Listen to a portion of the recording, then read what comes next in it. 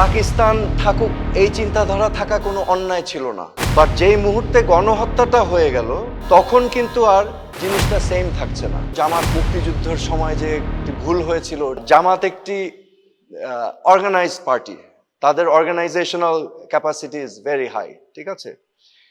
আমি by the way আমি জানি না এখনো জামাত কেন আমাদের মুক্তিযুদ্ধের সময় যে একটি ভুল হয়েছিল ওটা স্বীকার করে নিলে জামাতের পলিটিক্স কিন্তু অনেক ক্লিয়ার হয়ে যায়। এটা আমার অবজারভেশন। এখন 25শে মার্চ হওয়ার আগ পর্যন্ত আপনার পলিটিক্যাল চিন্তাধারা পাকিস্তান থাকুক এই চিন্তাধারা থাকা কোনো অন্যায় ছিল না, বাট যেই মুহূর্তে গণহত্যাটা হয়ে গেল তখন কিন্তু আর জিনিসটা সেম থাকছে না।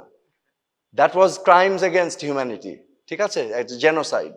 সো ওই ভুলটা স্বীকার করে নিলে তাদের রাজনীতি অনেক ক্লিয়ার হয়ে যায়। কারণ এটা আমার ব্যক্তিগত অভিমত।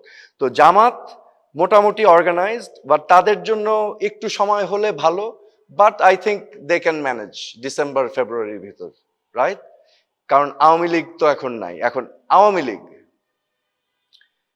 আর আরেক দিকে আছে বর্তমান সরকার। এখন এখানে পুরা জিনিসটাই কিন্তু আমরা অনেকেই কনফিউজড যে এখানে কয়টা পাওয়ার সেন্টার, কি হচ্ছে, কি হবে, ঠিক আছে। বাংলাদেশের নাগরিক হিসেবে সবাই কিন্তু মোটামুটি এখন বেশ কনফিউজড। নির্বাচন তো দিতেই পারে, নির্বাচন দিলে এখানে আমাদের সেনাবাহিনী আছে, তারা এখানে নিশ্চিত করতে পারে, হ্যাঁ, তাদের ম্যাজিস্ট্রেসি পাওয়ার অলরেডি দেওয়া আছে এবং নির্বাচনের জন্য তাদের প্রস্তুতি, I am sure they will be prepared for it. কারণ আমাদের সেনাবাহিনী একটি ডিসিপ্লিন ফোর্স এবং more or less they are still maintaining professionalism, right? So এই হচ্ছে আমাদের চিত্র এখন। সো আওয়ামী লীগের ক্ষেত্রে এখন আগামী নির্বাচন তো ইটস নট আ পসিবিলিটি, কারণ আওয়ামী লীগকে অলরেডি নিষিদ্ধ করা হয়েছে এক অর্থে।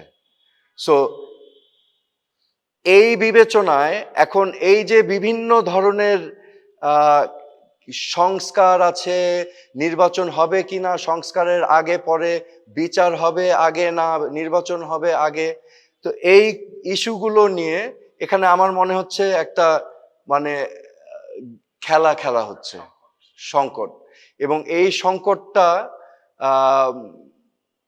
সবাই যদি আন্তরিকভাবে এটাকে মীমাংসা না করে তাহলে আমি সংঘাত দেখছি সামনে।